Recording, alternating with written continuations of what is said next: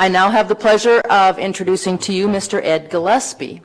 Ed is the founder of Ed Gillespie Strategies, a strategic communications firm in Alexandria, Virginia, specializing in crisis management, litigation support, and counseling CEOs in how best to communicate with their company's various audiences.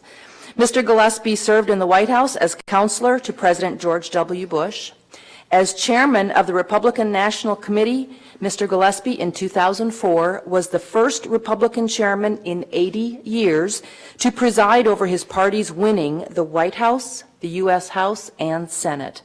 In 2014, Mr. Gillespie was the Republican nominee for the United States Senate in Virginia, losing by less than 1 percentage point in a near upset of popular incumbent Mark Warner in what was widely hailed as one of the best campaigns in the country. His inclusive campaign and positive agenda for economic growth have been called a model for the Republican Party. Ed and his wife Kathy have 3 children, John, Carrie, and Molly, and we are certainly hoping for a great future for Ed Gillespie in Virginia. Thank you.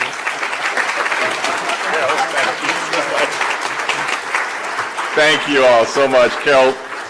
Thank you for that very kind introduction. More important, thank you for your continued strong leadership of our nation's oldest and largest pro-life group. And I am so thrilled to be with you here today. I appreciate your tireless efforts toward protecting innocent human life. I am very glad to welcome you to the Commonwealth of Virginia. Olivia joins me in welcoming you to the Commonwealth, and we're so glad to have you here with us today.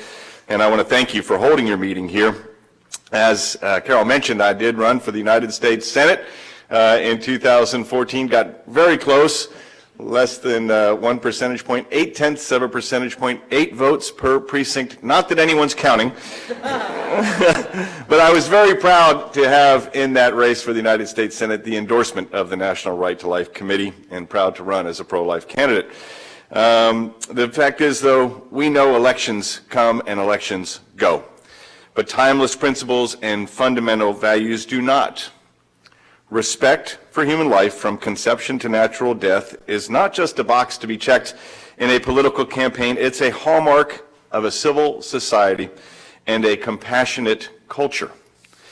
And for when a culture fails to protect the most vulnerable within it, including unborn children and the incapacitated elderly, its broader values suffer as well. In fact, I believe that fostering a culture of life would not benefit just those unborn, but is a huge benefit to the born as well, because a culture of life helps to stem what seems to be every day a growing, unabated coarsening of our culture. And fostering a culture of life, I think, would help to make things better in that regard. And of course, this committee knows that, understands that, and has understood it since its inception in 1968. You can see it in the mission statement, where you note that our founding fathers emphasized the preeminence of the right to life by citing it first among the unalienable rights this nation was established to secure.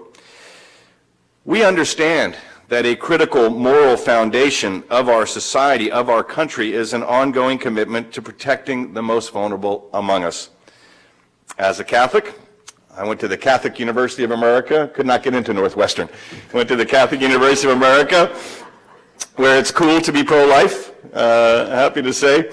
I take the words of Pope Paul VI, Humanae Vitae, to heart, and like everyone here, have worked in various ways and positions over the years to help foster our society's respect for all innocent human life, including proudly during my time working for President George W. Bush in his White House.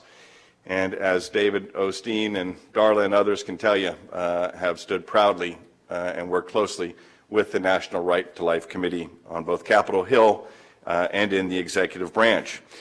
Now, sadly, as we all know, such work has been made much harder over the past 8 years. Under this administration, under President Obama, even the long-held consensus position that no one should be compelled to subsidize abortion through our tax dollars has been violated. And the Supreme Court's recent Hellerstedt decision struck down a Texas law to ensure that abortion clinics and abortion providers meet the same standards as those of hospitals. This decision's going to have a significant impact on states like Virginia, where we have laws to protect women's health and safety by preventing substandard and shoddy care. Sad to say that for liberals now, it is heresy. It's heresy for them to even say that abortion should be legal, safe, and rare. The fact is, under their policies, they seek to make abortion more risky and taxpayer subsidized. In his dissent in the Hellerstedt case, Justice Clarence Thomas quoted his late colleague Antonin Scalia, saying the decision exemplifies the court's troubling tendency to bend the rules when any effort to limit abortion or even to speak in opposition to abortion is at issue. Friends, that is a troubling tendency indeed. And the next president of the United States may end up appointing 2, 3, or 4 new justices to the U.S. Supreme Court. This generational opportunity to change the dynamic of the highest court in the land, coupled with its tendency to bend the rules on matters of life, makes our election in November truly the most important in our lifetime, because it will determine not only control of the executive branch for the next 4 years, but control of the judicial branch for decades to come. Now, I remain hopeful that our cause will prevail for some of the reasons that Guy mentioned in terms of the public perceptions and people's understanding of the issue, and that growing understanding, especially amongst younger voters. But I'm also hopeful because of everyone sitting in this room here today.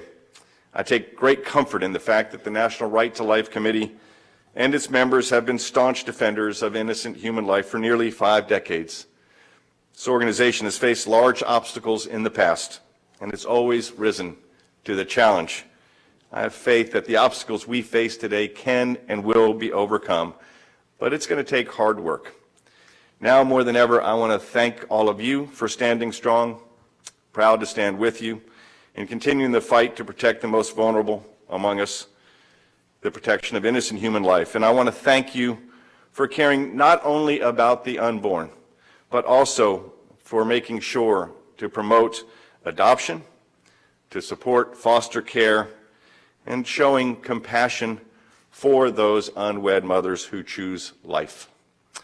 I want to thank you all for allowing me also to be with you here today, and just ask that God bless you, God bless your good works, God bless the Commonwealth of Virginia, and God bless the United States of America. Thank you all for letting me be here.